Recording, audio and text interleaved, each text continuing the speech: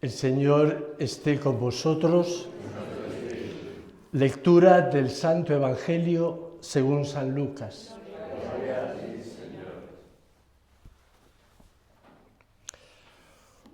Una vez que Jesús estaba orando solo, lo acompañaban sus discípulos y les preguntó: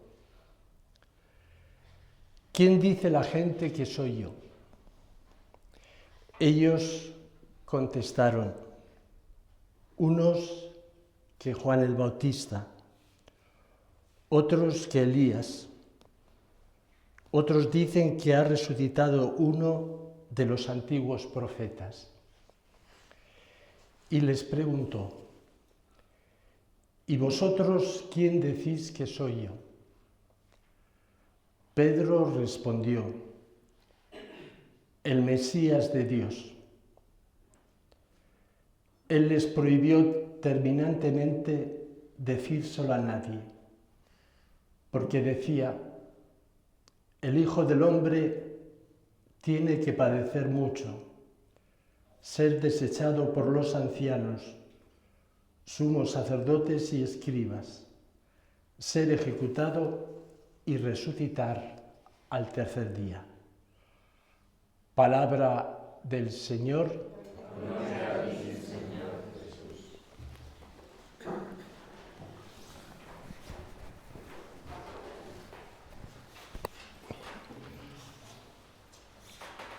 Bueno, hermanos, no sabía yo cómo hacer este encuentro, porque como es el primero, evidentemente es el primero, pero bueno, la otra vez no fue ya dentro del programa, era una Eucaristía en memoria de Chus.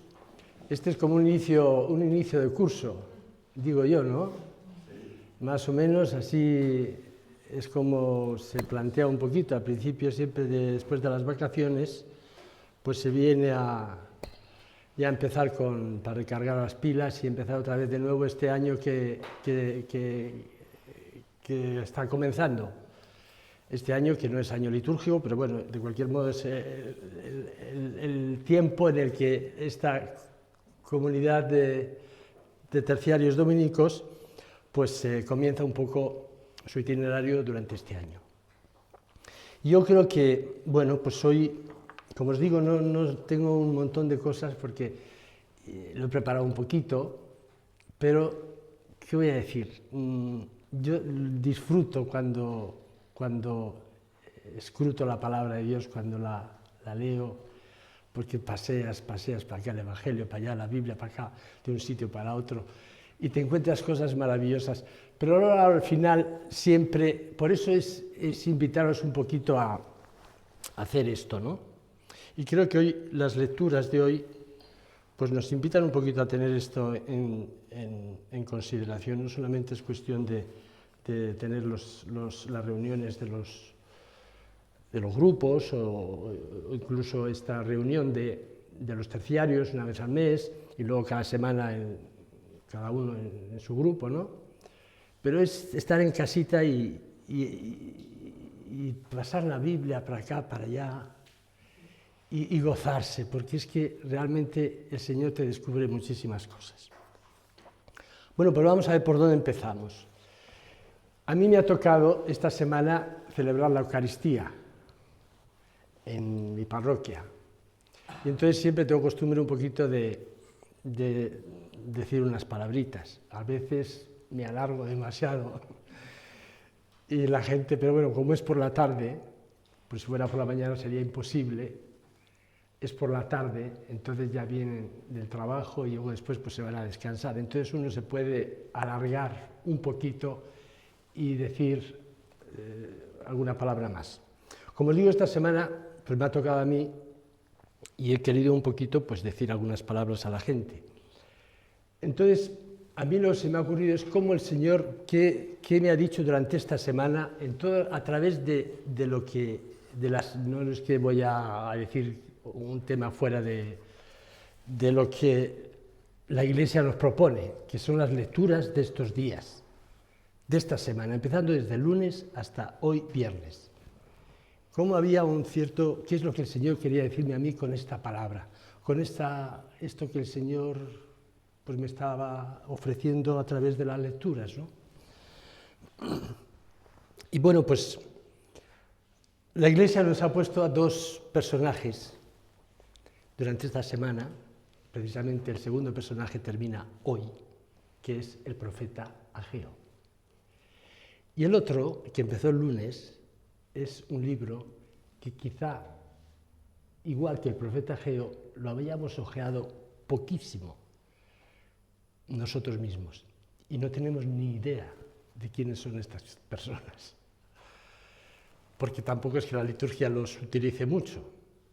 De hecho, en una semana se ha cargado dos libros pues, bastante bonitos y uno de ellos, o dos de ellos, bastante largos. Es decir, el profeta Esdras y Nehemías. Bueno, pues entonces, yo lo digo por esta preciosa lectura que es como un programa para nosotros, ¿no? Para cualquier comunidad cristiana. Evidentemente, lo que dice aquí este profeta, pues se realiza en cada momento de nuestra historia, incluso a nosotros mismos, ¿no? Es una pregunta retórica que probablemente todos supieran, y si os lo pregunto ahora, en este momento, yo hay cosas que no las puedo decir porque está grabándose. Por eso no me gustan las grabaciones, porque no soy espontáneo, es decir, no voy directo, ¿no? Entonces, porque claro, es que luego hay, en fin, no hay otras cosas que... Y la palabra, pues algunas veces es bastante... va al meollo, ¿no? Entonces, bueno, pues hay que tener un poco cuidado cuando se dice no. Bueno, pero esto es una pregunta retórica que nos podemos hacer nosotros, cada uno de nosotros. ¿Quién de nosotros, de vosotros, queda de los que vieron este templo en su primitivo esplendor? Solo basta cambiar una palabrita para que esta palabra se haga actual. Quitamos esa palabra templo y ponemos, por ejemplo, comunidad, iglesia, renovación carismática, mismamente este grupo. Y si nos hacemos esta pregunta, ¿quién de nosotros queda de los que vieron este templo? Evidentemente, y luego dice lo opuesto, dice, ¿y ahora lo veis? Pues como lo veis, que no parece nada, insignificante. Somos, pues, nada. Esta es una pregunta que hace pensar, ¿no? Y que nos puede hacer pensar a nosotros también. ¿Qué queda de todo eso? Esto es lo que nos preguntamos muchas veces. Por ejemplo, yo no digo solamente puedo decir de la renovación carismática, porque lo pensamos pues siempre, ya nos acordamos, por ejemplo, de todas aquellas asambleas que había a los primeros tiempos y toda la vida que había. Y ahora, si lo comparamos un poquito ahora, pues nos podemos hacer esta pregunta y decir, ¿qué queda de todo aquello? Yo lo puedo decir también de mi orden de predicadores. La Iglesia lo puede decir también. O una parroquia puede hacerse esta pregunta. De todo aquello, ¿qué queda? Miramos ahora, ¿qué veis? ¿No os parece que no vale nada?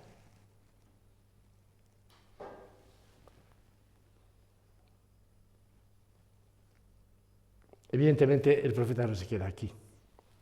Esto es una, ya os he dicho, es una pregunta retórica, pero que nos hace pensar y preguntarnos por qué. Después de esto que parece ser un jarrón de agua fría, porque evidentemente lo es, no es que vaya a hundir como se dice en chino, un proverbio, luojing zas, que quiere decir, cuando uno cae en el pozo, desde arriba le tiras piedras. Es decir, que encima que se ha caído del pozo, le tiras desde arriba piedras para que se hunda más. Eso no lo hace Dios.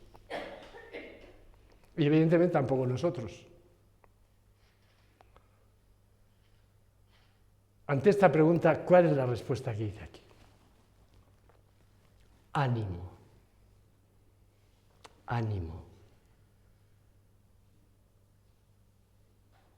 Aquí lo dice, no me lo invento yo, ¿eh? Ánimo pues, Zorobabel. Ánimo también tú, Josué, hijo de Josadac, sumo sacerdote. El profeta que está diciéndole al rey o al descendiente, porque evidentemente no era el rey, el descendiente de la dinastía davídica, que evidentemente ya no tenía ningún poder ni tenía absolutamente nada. Había caído lo más bajo de lo más bajo. No era nadie. Tenía un título que era descendiente de David, pero nada más. Y el sacerdote Josué, lo mismísimo. El profeta, como os digo, no tira piedras. No hace que se hunda más. Le da una palabra de ánimo. Y no solamente a estos dos personajes, sino a todo el pueblo. Y esta es la tercera vez que lo dice, 3 veces. Ánimo. Gentes todas. Cada uno de vosotros, gentes, ánimo, ánimo. Esta es la palabra de Dios. Adelante. Ya, no solamente decir la palabra de ánimo, venga, arriba, ánimo, ánimo. Ya con esto ya estoy con vosotros, estoy contigo, estoy con vosotros. Esta es la siguiente palabra que dice ahí. ¿Y en qué se basa todo esto? ¿Por qué esta palabra de ánimo? ¿Es para un poco levantar el...? Yo creo que no. Les da 2 instrumentos, 2 cosas. Y uno lo mencioné al principio. Primero es la palabra de Dios. Y evidentemente, como terciarios dominicos, y como dominicos, pues la palabra de Dios ocupa un papel muy, muy importante. Y segundo, no solamente a la palabra, porque la palabra puede quedarse, como dice Pablo, muerta. Tiene que alguien que vivificarla, esa palabra. Ese mismo que la inspiró, que siga trabajando también en cada uno de vosotros y en cada uno de nosotros para hacer que esa palabra sea viva. ¿Y quién hace eso? A ver, os lo pregunto. El Espíritu, exactamente. Y es que no, mira, han escuchado bien. Por eso ve que le está escuchando. Porque esto es lo que yo no me estoy inventando las cosas, es que lo dice aquí. Dice, y mi espíritu está en medio de vosotros, no temáis, no tengáis miedo. Esa palabra que siempre recurre, que lo mismo que hice en Egipto, al sacaros de Egipto, lo seguiré haciendo. Y evidentemente esto, todavía lo de Egipto, bueno, qué sé yo, a lo mejor Moisés... Pero es que este acontecimiento del exilio, que es un segundo Egipto, y que es algo que en fin, fue una obra de Dios. Esta palabra, bueno, en el fondo está hablando de ¿qué? Una palabra que puede resumir todo este periodo que fue después del exilio de Babilonia a la profecía de este buen profeta, que se llamaba Ageo, que significa precisamente fiesta, esta palabra. Vamos a dejar esa palabra fuera, por no complicar las cosas. Pero voy a decir, ¿qué iba a decir? Ya se me fue el santo al cielo. Eso, quiero decir que que este profeta en ese momento, es que no se imaginaban que pudiera Dios en tan poco tiempo decir así, de un plumazo: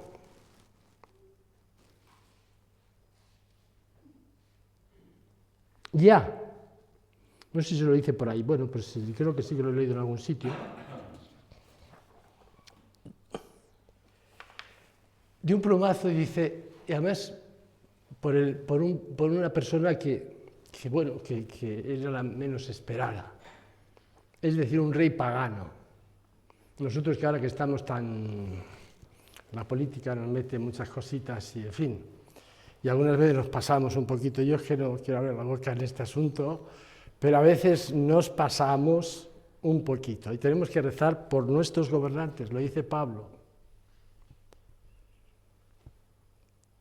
Pues un rey pagano, que se llamaba Ciro y después su hijo Darío, que le importaba un pepino la religión, un día decide dar un edicto en el que decía a su pueblo: podéis volver a vuestra tierra, reconstruir vuestra nación. Esto no es que lo hubieran preparado, no es que esté preparado, que vayamos, no, que esto es que Dios interviene en la historia de manera asombrosa y cambia nuestras maneras de pensar y todas nuestras... y decide de un plumazo que todo esto, que parecía una horrible pesadilla, como fue lo del exilio, se convirtiera en un camino de esperanza para ese pueblo.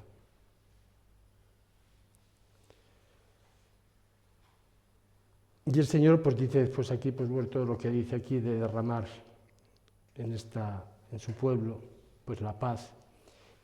Y que esta pregunta retórica que dice aquí, que vaya porquería, que estamos ahora, que no vamos para nada, que la Iglesia, que parece que no va nadie a misa, que no hay, en fin, todas estas tonterías que nosotros decimos, que en realidad, pues, en el fondo,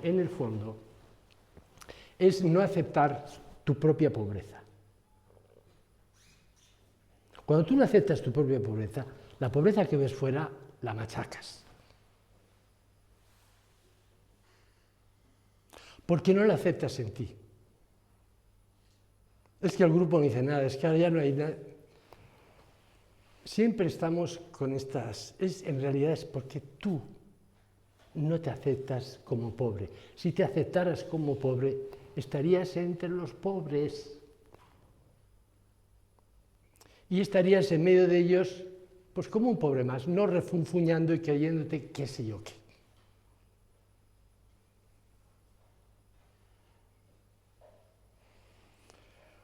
Como os digo, aquí dice mayor, si tú te lo crees, mayor será la gloria de este segundo templo que la del primero. Qué bonita palabra de esperanza. Acaba de decir que vaya porquería. Y ahora nos da esta palabra de esperanza y dice que mayor será la gloria de este templo que la del primero. Si nosotros nos lo creemos, evidentemente. Como os digo, esto es un poquito lo que... Esto no nos quiero tener, esto ya no lo tenía preparado, esto ha salido así como así. Así, pero que yo lo que quería decir es que durante este domingo hemos estado un poco siguiendo este Evangelio de San Lucas, capítulo 8 o 9. El lunes empezaba con una palabra bonita, poner la lámpara, esa lámpara, para que alumbre a todos los de la casa. ¿Y qué hacemos con esta lámpara? ¿Qué hacemos? Dice Jesús, ¿os acordáis? Si no os acordáis, por lo menos el Evangelio lo sabéis. Coges una esa y cuando hay luz, ¡pum!, pones ¿cómo se llama?, un vaso encima, ¿y qué pasa? Que se apaga. Estas tonterías hacemos. Y si no, ¿qué hacemos? ¿Ponemos esa luz dónde? Donde no hay que ponerla. ¿Dónde es? Debajo de la cama. ¿Qué pasa si lo pones debajo de la cama? que se quema la cama. Bueno, pues estas estupideces, aunque parezca, lo hice muy suavemente, pero en realidad es lo que hacemos. Es lo que hacemos. Estas tonterías. ¿Quién hace esto? Pues lo está diciendo, pues somos nosotros, realmente eso es lo que lo hacemos. Apagarlo. No somos como el profeta que dice, quien es a la mecha humeante no la apagará, esa mecha que está vacilante no la apagará, dice el profeta. Que está que parece que se va, viene un viento así un poquito y tú encima detrás, le pegas un soplo para que definitivamente se apague. Bueno, pues eso no lo hace el Señor. Y como os digo, y luego otro dicho, este es el día que el lunes digo que esta palabra, que decía lo de todo lo oculto se sabrá. Y aquí no me quiero meter. Pero todo lo oculto se sabe. Saldrá a la luz. Y es bueno que salga. Y al que tiene, aquí otra exageración de Jesucristo, se le dará más. Esto rompe nuestras matemáticas, nuestros esquemas. ¿Cómo que al que tiene se le da más? No decimos que hay que compartir, que hay que dar, que si tú tienes, comparte con el otro. Como esto de las vírgenes, que no tenían aceite, y dice, danos un poquito de aceite, pues dice, no es normal, ¿no? Me voy a darle un poquito de aceite a estas pobrecitas que se le ha olvidado, que no sabemos qué razón, y se lo vamos a poner un poquito, ¿no? Y que, pues no se lo da. Y esto nos choca. Que al que tiene se le da más. Y aquí pues estaríamos hablando del amor. Que el amor se multiplica. Y al que no lo tiene, poco a poco se le quitará lo poquito que tiene. ¿Por qué no lo estás dando? Y se te quitará.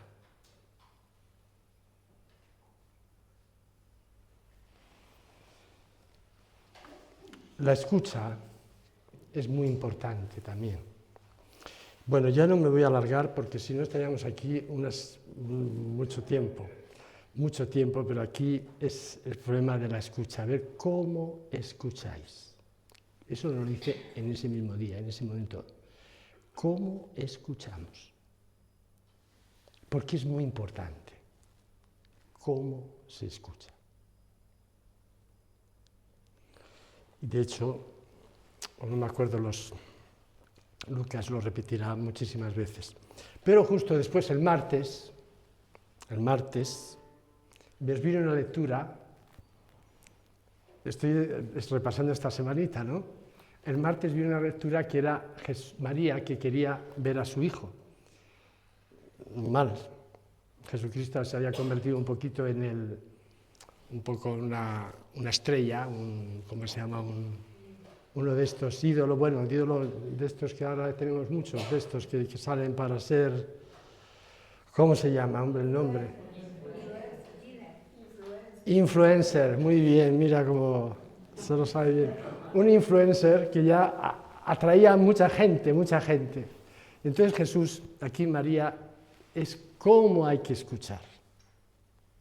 Porque es que se llevó un verdadero bofetada por parte de su hijo. Recibió esta respuesta. Estos son mi hermano, mi madre, mi hermano y mi hermana. No dice padre. Padre no hay.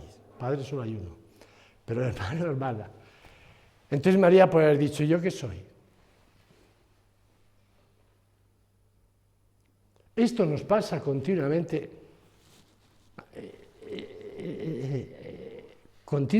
¿no? Digamos que es un poco un palo al afecto de la madre, de María, que como mujer que era, evidentemente, pues estaría ¿Y cómo esta mujer supo escuchar este aparente rechazo por parte de su hijo? ¿Cómo lo entendió?